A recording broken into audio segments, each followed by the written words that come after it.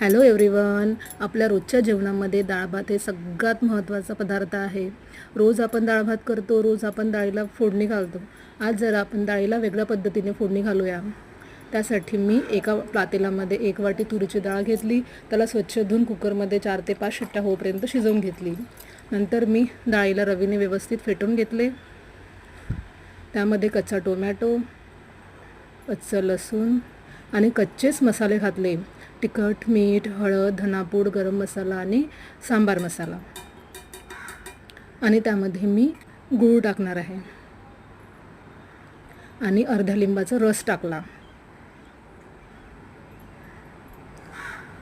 आता मी याला व्यवस्थित फेटून घेणार आहे.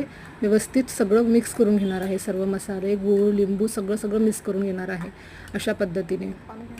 आणि त्यामध्ये मी आवश्यक तेवढं पाणी घालणार आहे. मला हे वरण थोडं पातळ आवडते म्हणून मी जास्त पाणी टाकलं आहे. तुम्ही तुमच्या पद्धतीने पाणी टाकसाल. बघा अशा प्रकारे परत मी याला व्यवस्थित मिक्स करून घेणार आहे. आणि आता मी हे डाळ गॅसवर शिजवायला ठेवणार आहे. आता या डाळीला चांगली उकळ येऊपर्यंत शिजवावे. सर्व मसाल्याची टेस्ट वरणात उतरत नाही तोपर्यंत याला उकळावे. बघा आपल्या वरणाला उकळी आली आहे. खूप साधी, सोपी, टेस्टी डिश आहे. एकदा नक्की ट्राय करून बघा. बघा आपलं वरण उकळत आलं आहे. बघा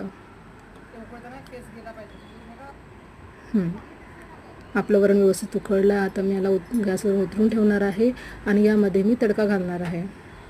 त्यासाठी मी तडका पॅनमध्ये तेल घेतले. त्यामध्ये मी हिंग, जिरं, मोहरी, लाल मिरची आणि कढीपत्ता घातला आणि हा तडका मी वरणामध्ये टाकणार आहे. आणि शेवटी मी यामध्ये कोथिंबीर टाकणार आहे.